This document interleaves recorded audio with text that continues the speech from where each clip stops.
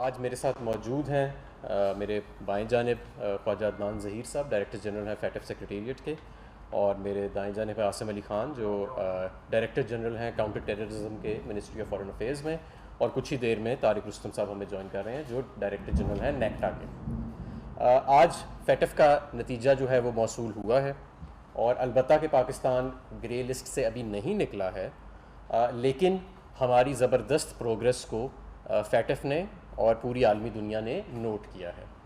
वो प्रोग्रेस क्या है मैं आपको बता देता हूँ। 2 साल पहले 27 नकाती एक्शन प्लान में हम सिर्फ 5 नकात पे कंप्लाइंट थे।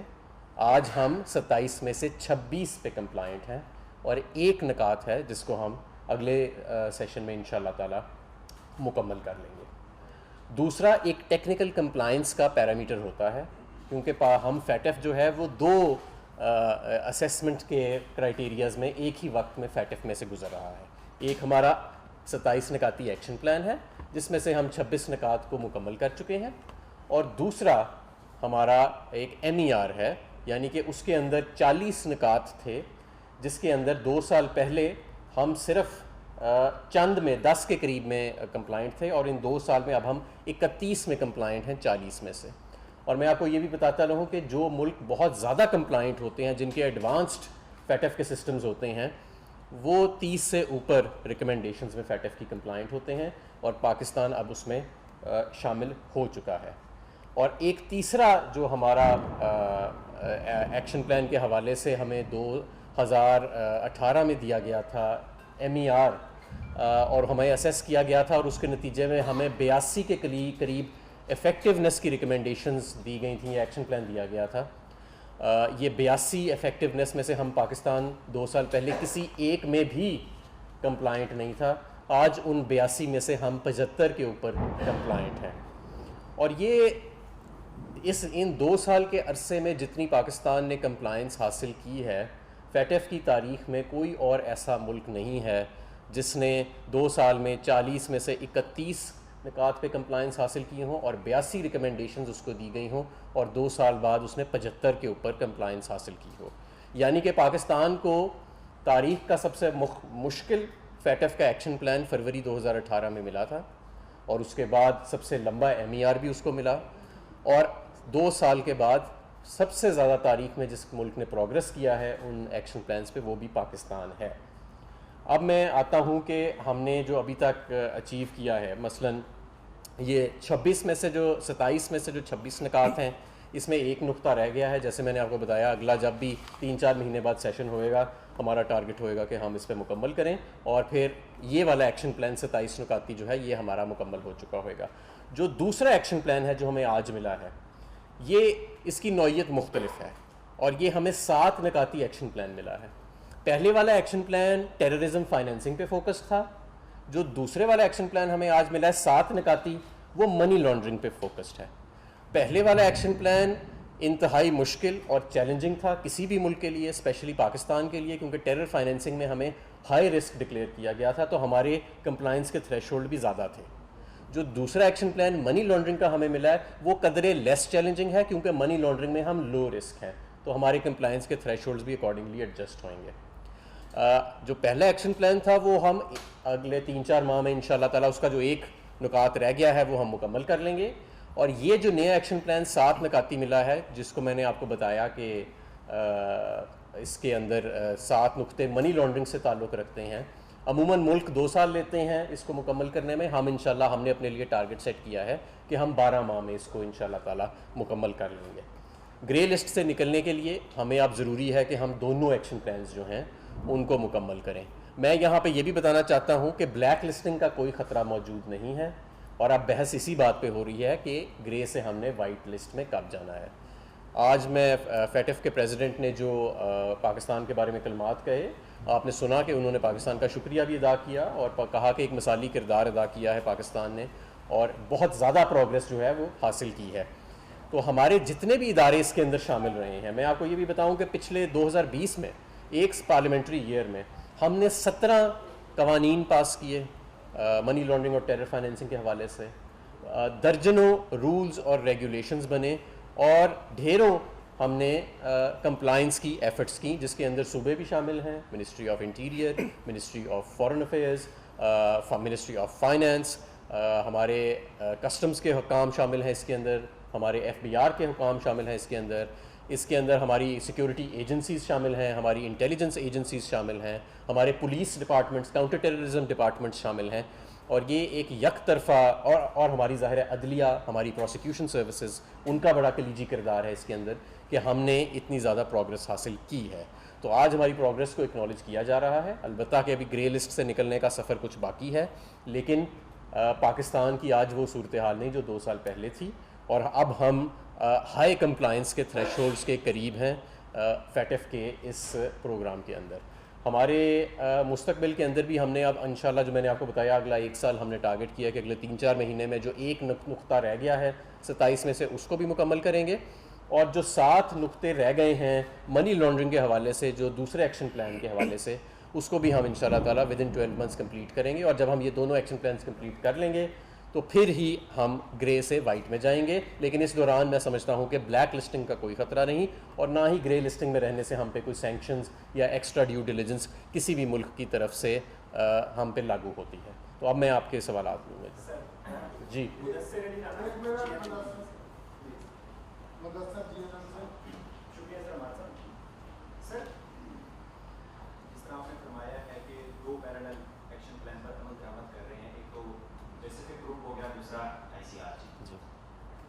एशिया पैसिफिक ग्रुप का जो एक्शन प्लान था उसमें से हमने अमल दरामद कर लिया। जो ICRG, जो मेरी इंफॉर्मेशन है उसके मुताबिक 40 निकात मिले थे, 31 पर अमल दरामद हो गया। पाकिस्तान ने उसके अगेंस्ट में मनी लॉन्ड्रिंग पर काबू पाने के इकदाम की रिपोर्ट रखी, जिसको उन्होंने मुकम्मल तौर पर रिजेक्ट कर दिया और बताया ये गया कि हमारे बड़े बड़े बिजनेसमैन और कुछ पॉलिटिशियंस, उनके मुतालिक जो रिपोर्ट है वो PM ऑफिस में दी गई कि आपके ये लोग मनी लॉन्ड्रिंग में इन्वॉल्व हैं। उसके बाद ही आप लोगों को ये 6 निकाती एक्शन प्लान दिया गया कि आपने मनी लॉन्ड्रिंग के खिलाफ कोई इकदाम नहीं किए और इस पर अमल दरामद करना है प्लीज़।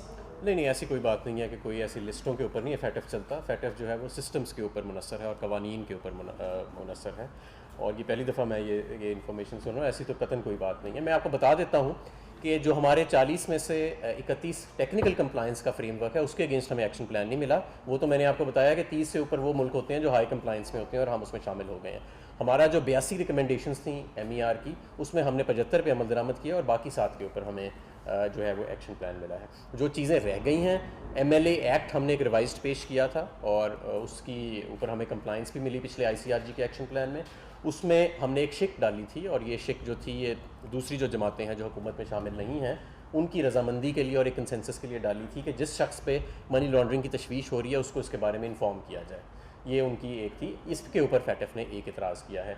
दूसरा DNFBPs होते हैं सेक्टर्स मुख्तलिफ, जिनकी रेगुलेशन की बात होती है, तो वो रियल इस्टेट और जेम्स एंड ज्वेलर्स सेक्टर्स जो है उस पर वो समझते हैं कि हमें मज़ीद इफेक्टिवनेस की मनी लॉन्ड्रिंग के पॉइंट ऑफ व्यू से ज़रूरत है। बेनिफिशियल ओनरशिप ट्रस्ट्स वगैरह के हवाले से ज़्यादा हमें वो चाहते हैं कि हम इसके ऊपर बेहतर मज़ीद मॉनिटरिंग करें। मनी लॉन्ड्रिंग रिलेटेड जो इन्वेस्टिगेशंस हैं वो ये चाहते हैं कि अब ये ज़्यादा तादाद में प्रोसिक्यूशंस में जल्दी तब्दील होनी चाहिए। तो ये चंद उनकी हैं और मैं समझता हूँ कि कोई जो बड़े ज़्यादा चैलेंजिंग नुकात थे उन 82 में से, उनमें हमने काफ़ी वो कंप्लाइंट डिक्लेयर हो चुके हैं और ये मैं समझता हूँ लेस चैलेंजिंग वाले चंद थे जो रह गए हैं।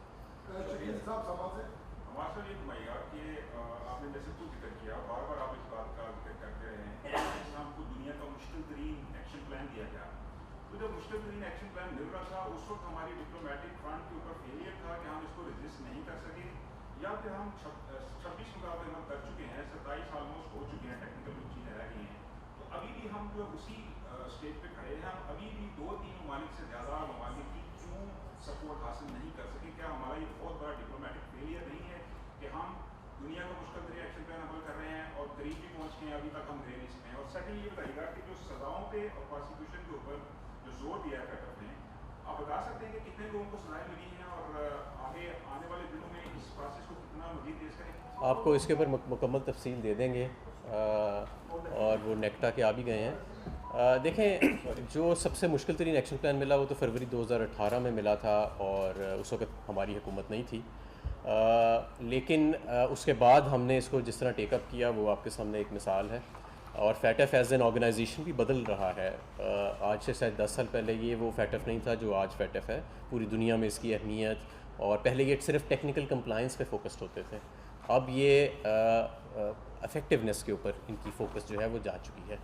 टेक्निकल कंप्लाइंस हासिल करना कदरे आसान है क्योंकि वो कागज़ों में हासिल करनी होती है, इफ़ेक्टिवनेस जो है वो आपको ग्राउंड पे हासिल करनी होती है।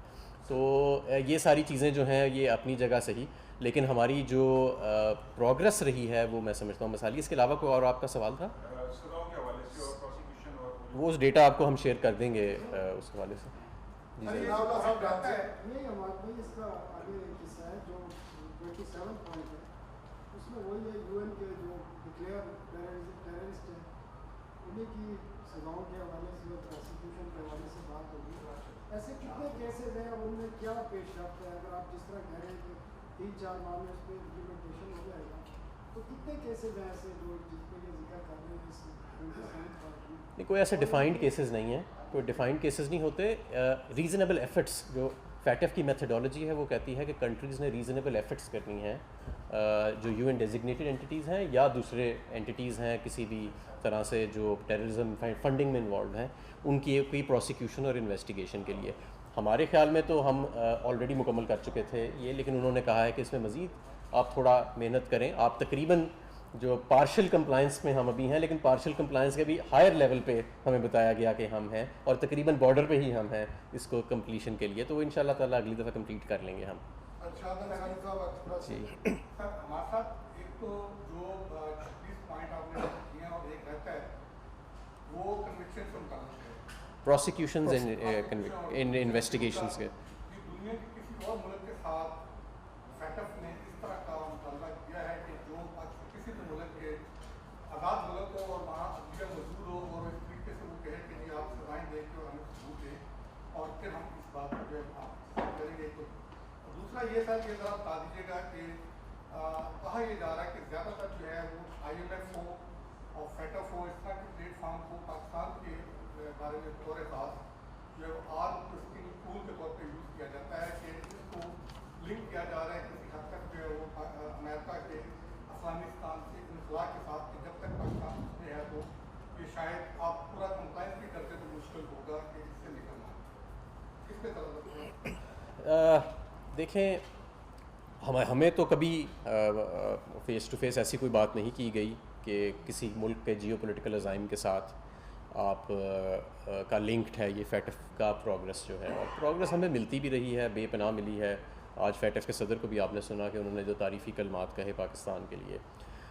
ये इसका फैटफ की मेथडोलॉजी ये है म्यूचुअल इवैल्यूएशन की, कि यानी सब मुल्क मिल के एक मुल्क की इवैल्यूएशन करते हैं, फिर दूसरे मुल्क की करते हैं, और इस तरह बारी बारी एक दूसरे की इवैल्यूएशन करते हैं। हर मुल्क के ज़ाहिर है अंडरलाइंग जियोपॉलिटिकल अज़ाइम होते हैं, नेशन स्टेट्स जो हैं उनका इंटरेस्ट होता है, सेल्फ इंटरेस्ट। लेकिन ये बॉडी तो यही क्लेम करती है कि हम एक टेक्निकल बॉडी हैं, और हम जो भी प्रोग्रेस उनको दे रहे हैं बिल्कुल सियासी बुनियादों से हट के एक टेक्निकल बुनियादों पे दे रहे हैं। बाकी जो आपका सवाल है, देखिए मैं तो हुकूमत पाकिस्तान का तर्जुमान हूँ, मैं फैटफ का तर्जुमान तो नहीं हूँ, तो मैं हुकूमत पाकिस्तान की तरफ से ही बात कर सकता हूँ कि हम अपनी उनकी फैटफ की टेक्निकल मेथडोलॉजी के हवाले से हम उनको जिस तरह पहले प्रोग्रेस देते रहे हैं, और हर दफ़ा हमें एक ड्रामेटिक इंक्रीज़ मिलता है कंप्लाइंस में, हम इसी तरह इसी पॉलिटिकल विल के साथ इस सारे मामले को सस्टेनेबल रखेंगे और इंशाल्लाह ताला आगे लेके चलेंगे। जहाँ तक आपका दूसरा, मैं वो उस पर आने वाला पाकिस्तान की कंडीशन तक क्या हमें शवाहिद दें इस तरह की दूसरे ममालिक के लिए भी है? देखें, जो मेथडोलॉजीज़ हैं वो सबके लिए बराबर हैं, लेकिन रिस्क प्रोफाइल सबकी मुख्तलिफ है। यानी कि मेथडोलॉजी जिसके अगेंस्ट जज किया जाएगा वो तो सबके लिए एक ही, और सारे मुल्कों के लिए वो एक ही IOs हैं जो हर मुल्क में लगते हैं, वो डिफरेंट नहीं हो सकते किसी मुल्क के लिए। लेकिन उन IOs के अगेंस्ट कंप्लाइंस का थ्रेशोल्ड क्या है वो हर मुल्क के लिए डिफरेंट है, डिपेंडिंग ऑन उसकी रिस्क प्रोफाइल के हवाले से। इसीलिए मैं कह रहा हूँ कि ये जो दो हमारे एक्शन प्लान्स हैं, एक मनी लॉन्ड्रिंग के हवाले से है, एक टेरर फाइनेंसिंग के हवाले से। टेरर फाइनेंसिंग में हमें हाई रिस्क कंसिडर किया जाता है, मनी लॉन्ड्रिंग में हमें लो रिस्क। इसका मतलब ये नहीं कि मनी लॉन्ड्रिंग होती नहीं है, इसका मतलब ये है कि कंपेयर टू दूसरे मुल्क जैसे बहामास हैं, ऑफशोर आइलैंड्स हैं, या कई मगरबी ममालिक हैं जहाँ पे खरबों डॉलर की फ़्लोज़ डेली होते हैं, उसके मुकाबले में पाकिस्तान में तो फाइनेंशियल फ़्लोज़ कम है, तो इसलिए हमारा मनी लॉन्ड्रिंग का रिस्क जो है वो कम है। सर भारतीय लॉबी जो है वो फैटफ में बड़ी एक इफेक्टिव उसका किरदार रहा है और पाकिस्तान की जानिब से भी कहा जाता रहा है कि भारतीय लॉबी की वजह से पाकिस्तान जो है वो अभी तक स्टिक है वहाँ पर।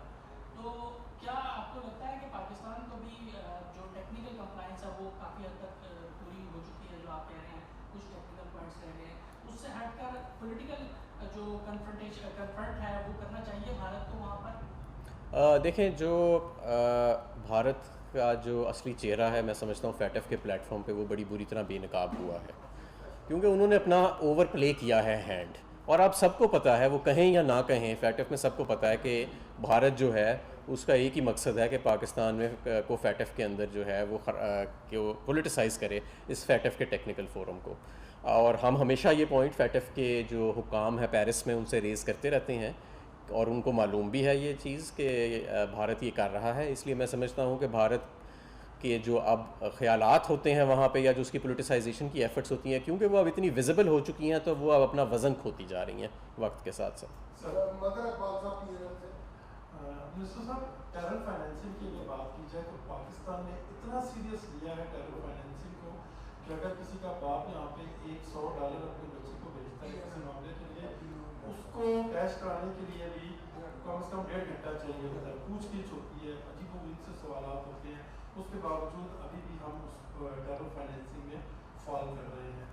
एक तो मुझे ये बताइएगा कि क्या मज़ीद कुछ सख्त इक़दाम होंगे? दूसरा सर, ये जो एंटी मनी लॉन्ड्रिंग के हवाले से कानून साजी है, मैं नहीं समझता हूँ कि अभी भी दुनिया हमसे मुतमिन नहीं है, और अभी हमसे मुतमिन नहीं है, और एक्सपेक्टेशंस ये है कि हम मज़ीद कानून साजी करेंगे। इससे पहले भी आपको कानून साजी में बहुत ज़्यादा मुश्किलात पेश आई, और अब तो ज़्यादा मुश्किलात आएंगी, क्योंकि ड्यू अपॉलॉजी परसेप्शन ये है कि पार्लियामेंट में जो लोग बैठे हुए हैं वो, मैं अगर मेरे के तरीके से तकरार ना आए तो वो कोई ज़्यादा अजीनबाजी नहीं है, और आपकी अपनी पार्टी में जो लोग हैं वो भी शायद एंटी मनी लॉन्ड्रिंग को सपोर्ट नहीं करेंगे। Don't you think that you will face some problems particularly in this case? देखें, जो हमारा फाइनेंशियल सिस्टम है, बैंकिंग सिस्टम, वो तो कंप्लाइंट करार पा चुका है, उसके तमाम नुकात कंप्लाइंस के जो हैं वो करार पा गए हैं as compliant in the FATF regulations. तो उसके हवाले से तो आपको मज़ीद सख्ती वगैरह का ऐसा अंदेशा नहीं होना चाहिए। अलबत्ता ये है कि जो हम ऑलरेडी मॉनिटरिंग कर रहे हैं उसको हम सस्टेन करेंगे। जहाँ तक दूसरी बात है कि मनी लॉन्ड्रिंग के हवाले से हमारी पार्टी में तो हमेशा इसके अंदर कोई दो राय नहीं रही, और इस पूरी कानून साजी के अमल के अंदर भी, कि मनी लॉन्ड्रिंग के हवाले से सख्त कवानीन जो हैं वो ही बनेंगे। और पार्लियामेंट के फ्लोर के ऊपर जो तकारीर होती हैं, जो लोग एतराज़ात करते हैं इस पर, हाँ नहीं, मेरी आप बात सुन लेना कि हमने तो कवानीन बनाने हैं ना, हमने किसी पर्सन स्पेसिफिक तो गुफ्तगू नहीं करनी। तो हमने तो जो कवानीन बनाए और जो उस पर बहस हुई या जो एतराज़ात हुए जिस पार्टियों की तरफ से हुए, वो पार्लियामेंट के रिकॉर्ड का भी हिस्सा है, वो कमेटियों के रिकॉर्ड का भी हिस्सा है, वो आप जाके उसकी तफसील पार्लियामेंट की लाइब्रेरी से देख सकते हैं। तो हमारी पार्टी की तरफ से तो हमेशा यही रहा है।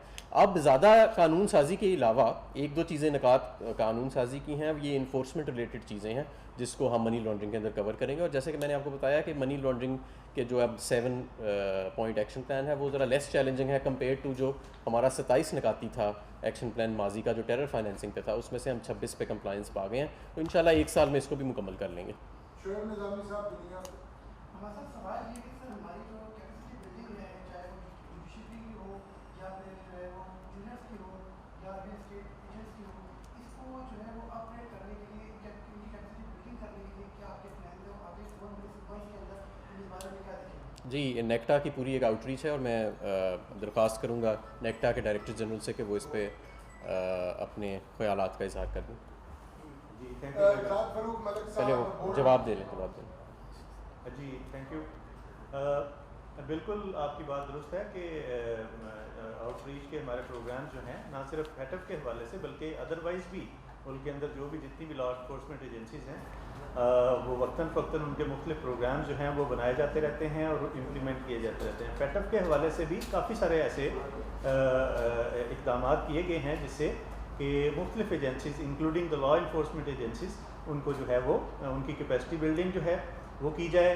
उनकी जो कैपेसिटी बिल्डिंग में मुख्तलिफ चीज़ें आ जाती हैं, उनकी तादाद बढ़ाई जाए, अफसरान की, काम करने वाले लोगों की जो है ह्यूमन रिसोर्स उसको जो है वो इंक्रीज़ किया जाए, और साथ ही साथ जो है पुराने और नए दोनों किस्म के ह्यूमन रिसोर्स जो हैं उनकी कैपेसिटी को अदरवाइज उनकी स्किल ओरिएंटेड प्रोग्राम्स जो हैं, फॉर एग्जांपल हमने तकरीबन जो है वो इसी एक्शन प्लान के हवाले से कोई 100 के करीब वर्कशॉप जो हैं वो होल्ड की, मुख्तलिफ इसके एंगल्स जो हैं वो उसको लोगों को समझाने के लिए, उनकी इसकी अंडरस्टैंडिंग बेहतर करने के लिए, रिस्क क्या है, उनको एड्रेस कैसे करना है और एक्शन प्लान को कैसे इंप्लीमेंट करना है, वो किया गया।